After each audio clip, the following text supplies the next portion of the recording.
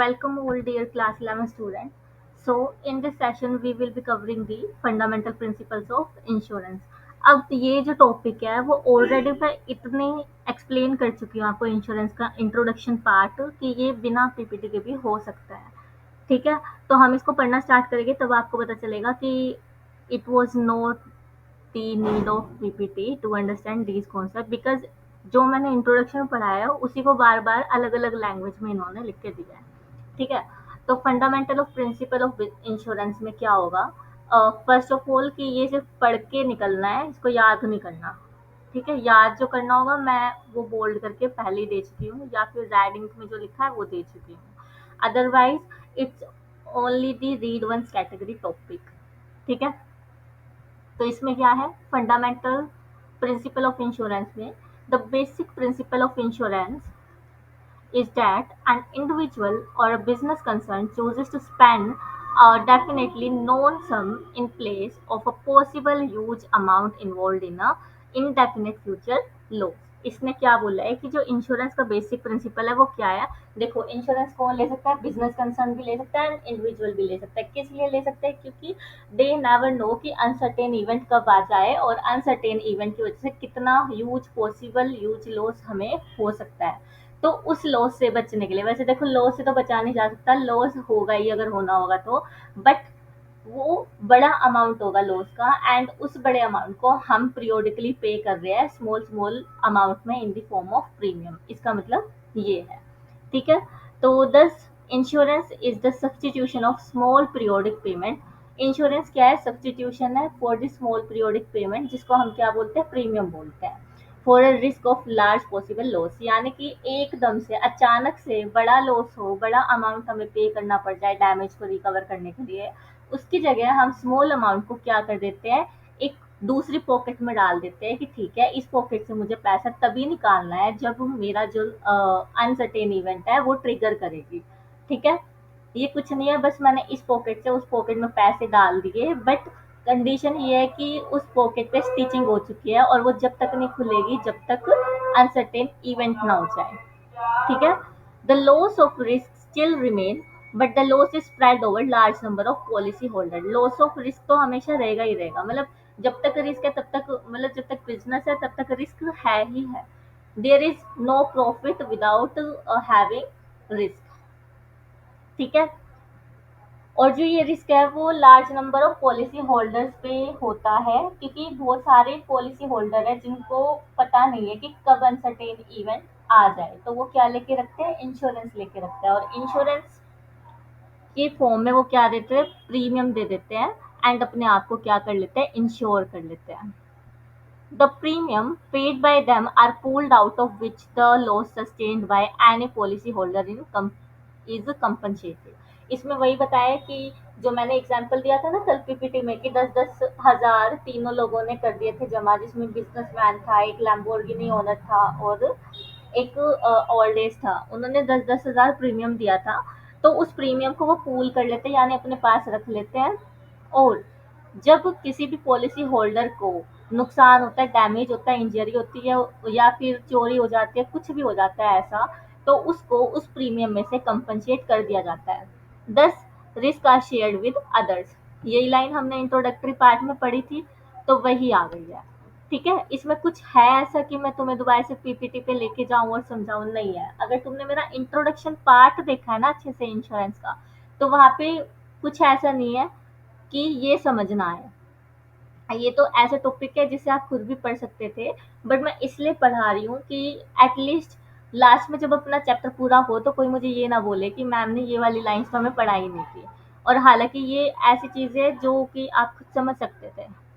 ठीक है, from the analysis of past event, अब ये थोड़ा सा नया है और ये सिर्फ नया है, इजी है, मुश्किल बिल्कुल भी नहीं है। अब क्या होता है, जैसे कि हम इंश्योरेंस लेते हैं तो इंश्योरेंस कंपनी को भी अपने पास्ट एक्सपीरियंस के अकॉर्डिंग पता होता है कि मान लो मैं हूँ, मेरी हेल्थ जो है खराब रहती है, तो उसको भी पता है भाई इस इंसान की जो है ना हेल्थ इश्यूज चलते ही रहते हैं, अगर ये प्रीमियम देगा भी ना तो हमें इसको कंपनसेशन देना ही पड़ेगा, हर हफ्ते हॉस्पिटल में पहुंचे रहते हैं। तो यहाँ पे क्या होगा, कंपनी ना उसी अकॉर्डिंग अपने पास्ट एक्सपीरियंस के अकॉर्डिंग उससे प्रीमियम भी ज्यादा चार्ज करने वाली है। ठीक है, और उसको ये भी पता है मान लो कि ये इंसान ने अभी फोर व्हीलर खरीदा है, बट वी नो कि हर 2 साल में ये अपनी गाड़ी को ठुकवा देता है।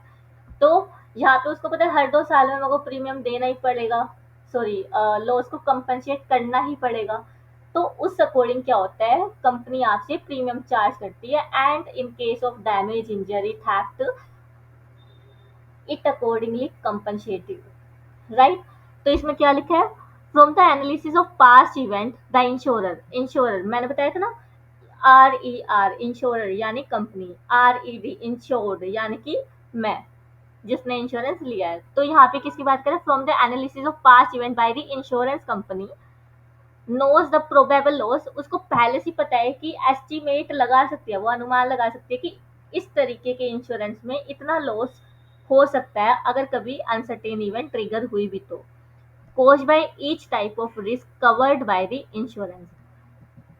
जो जो अलग अलग तरीके के रिस्क हो गए जिसको कि जिसमें हमने इंश्योरेंस पॉलिसी लिया है, तो कंपनी को पास्ट हिस्ट्री, पास्ट बैकग्राउंड देखते हुए किसी भी कंसर्न का जिसने इंश्योरेंस लिया है, वो प्रोबेबल अमाउंट ऑफ लॉस निकाल लेती है, एस्टिमेटेड लायबिलिटी निकाल लेती है कि in case this uncertain event happens, तो इतना लॉस हो सकता है एंड उस लॉस के अगेंस्ट मुझे इतना क्लेम देना पड़ सकता है, ठीक है।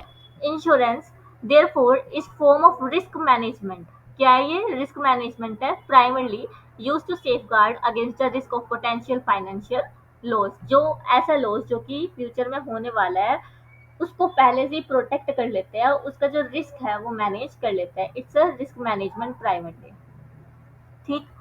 फिर उसके बाद है ideally insurance is defined as, अब इंश्योरेंस को डिफाइन किया, ये लाइन याद रखनी है, equitable transfer of risk of a potential loss, potential loss जो होगा उसका इक्वल ट्रांसफर होगा from one entity to another, one entity to another का मतलब मैं, बिजनेस, बिजनेस से किसकी तरफ शिफ्ट हो जाएगा, वो इंश्योरेंस कंपनी की तरफ शिफ्ट हो जाएगा, क्योंकि जो बिजनेस कंसर्न है उसने प्रीमियम दे दिया है, अब कभी भी लॉस हुआ तो जो इंश्योरेंस कंपनी है वो क्या कर देगी, कंपनसेट कर देगी इन एक्सचेंज ऑफ रीजनेबल फी, और रीजनेबल फीस क्या है मेरे पास, प्रीमियम है।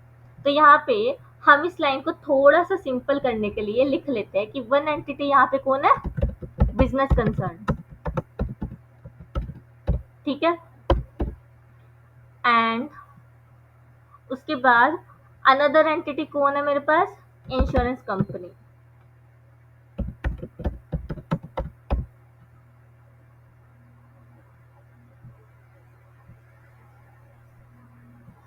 और रीजनेबल फी क्या है, प्रीमियम, राइट। इतना लिख लो, यहाँ से कभी तुम खुद रिवाइज करने बैठोगे ना, मान लो वीडियो से निकल रहे, तो इतना भी तुम पढ़ लोगे तो पूरा समझ आ जाएगा कि ये one entity to another entity क्या था। हम पूरा पूरा रट नहीं सकते ना इस चीजों को, तुम ये भी लिख सकते हो, ideally insurance is defined as equitable transfer of risk of a potential loss from business concern individual और any other entity to insurance company in exchange for a premium, ऐसे भी लिख सकते हो, ठीक है। और जो ये लैंग्वेज याद रख ले तो ये रख लेना, कोई दिक्कत नहीं है। उसके बाद है insurance company therefore is an association, ये क्या है, एक एसोसिएशन है, कॉरपोरेशन है, और an organization engaged in business of paying all legitimate claims that may arise, ऐसे जो बोनाफाइड क्लेम्स है, जो सही सही क्लेम्स है, उसको ये क्या करती है, पे कर देती है in exchange for a fee known as premium, ठीक है। घुमा घुमा के वही बातें कर रहा है, मेन बात बस ये है कि तुम्हें दो लाइन याद रखनी है, फर्स्ट तो ये जो मैंने बोल्ड की है इधर, ये याद रखना, उसके बाद एक ये पैराग्राफ याद रखना, और उसके बाद बस ये एक राइडिंग लाइन याद रखना, ये याद रखना है, ठीक है। फिर उसके बाद थोड़ा सा ये भी याद रखना पड़ेगा क्योंकि यहाँ अपने कीवर्ड्स है, insurance is a social device, क्या है, ये एक सोशल डिवाइस है in which a group of individual यानी insured transferred risk to another party, risk to another party insurer in order to combine loss experience which provides for payment of losses from funds contributed, जितना भी funds contribute किया गया था उसमें से हमको क्या कर दिया जाएगा, कंपनसेट कर दिया जाएगा the loss which we have suffered by all members, insurance is meant to protect the insured. Insurance क्या है? इंश्योर्ड को प्रोटेक्ट करने के लिए बनाया गया है अगेंस्ट अनसर्टेन इवेंट विच में कॉज डिसएडवांटेज टू हिम। और डिसएडवांटेज मतलब फाइनेंशियल लॉस। क्या होगा? फाइनेंशियल लॉस और फिजिकल लॉस भी हो सकता है, क्योंकि लाइफ इंश्योरेंस भी हम आगे पढ़ने वाले हैं। ठीक है, तो ये अपना था फंडामेंटल प्रिंसिपल ऑफ इंश्योरेंस।